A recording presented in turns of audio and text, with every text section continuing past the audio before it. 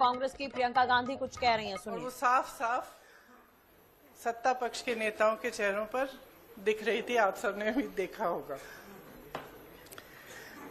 देखिए, गृह मंत्री जी और प्रधानमंत्री जी का भाषण सुन रही थी। कई बार दोनों ने अलग अलग मौकों पर अपने भाषण में कहा कि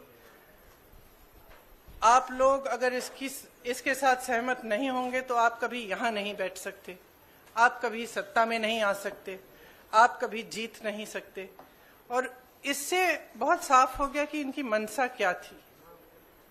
हम सब थोड़ा चौंके हुए थे कि अचानक ये सत्र बुलाया जा रहा है, विधानसभा चल रहे हैं 2 प्रदेशों में, अभी अचानक बुलाया जा रहा है, बड़ी जल्दबाजी की जा रही है। किसी को मालूम नहीं था एक दिन पहले तक कि क्या आने वाला है, मसौदे में क्या होगा। मसौदा सार्वजनिक करते हैं सिर्फ एक दिन पहले, ताकि हमें समय भी नहीं मिलता।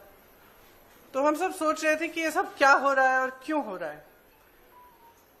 मेरे ख्याल से पूरी साजिश जो रची गई षड्यंत्र की तरह, कि किसी न किसी तरह से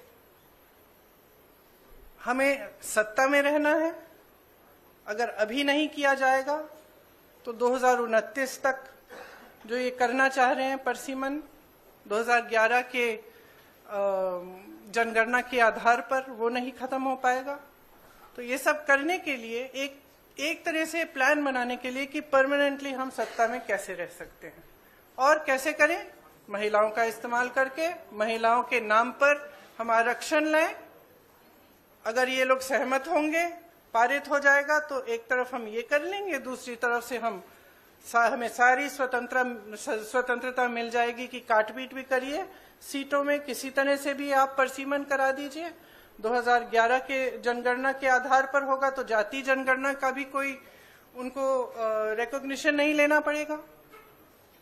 तो ये साफ है कि उन्होंने सोचा चलो पारित हो जाएगा तो जीत, पारित नहीं होगा तो हम हर नेता के सामने बाकी पार्टियों को महिला विरोधी कहकर महिलाओं के मसीहा बन जाएंगे।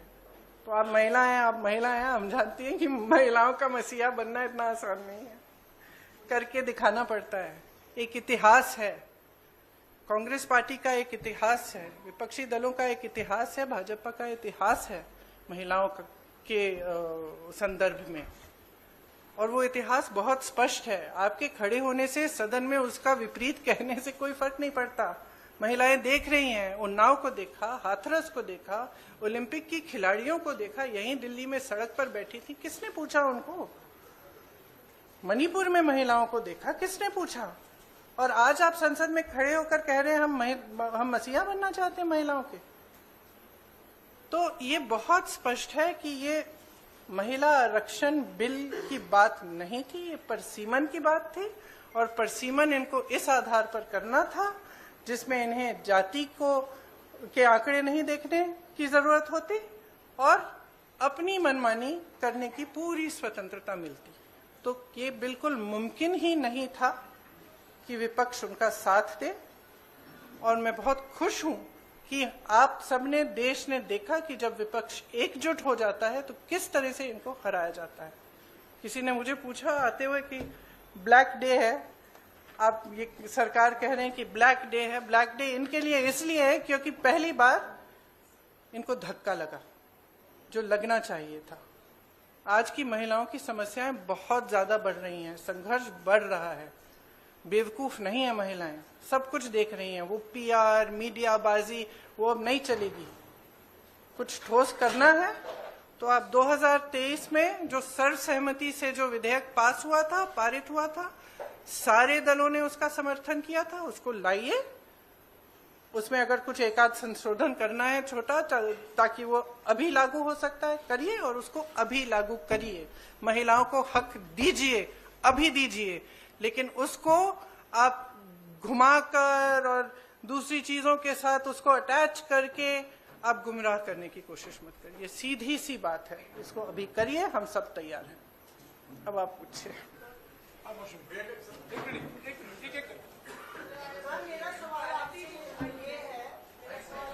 है, जब ये बिल गिरा उसके बाद मेरा सवाल आपसे ये है कि जब ये बिल गिरा उसके बाद लगातार सरकार की तरफ से कहा जा रहा है कि राहुल गांधी ने फ्लोर ऑफ द हाउस में बोला कि बिल पास करना है तो मौजूदा परिस्थिति में 1 सेकंड में आप मौजूदा सीट पर पास कर दीजिए 543 पे।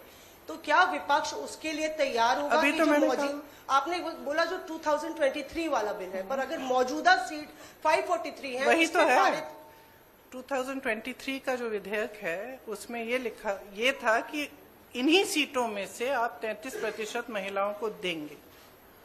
मैम उसमें लिखा था कि सेंसस के बाद डिलिमिटेशन होगा, उसके बाद तय की जाएगी जो भी सीट होंगी उस पे 1/3 मिलेगा। हाँ। तो यानी कि सीटें बढ़ती, पर नहीं, 543 में से ही था।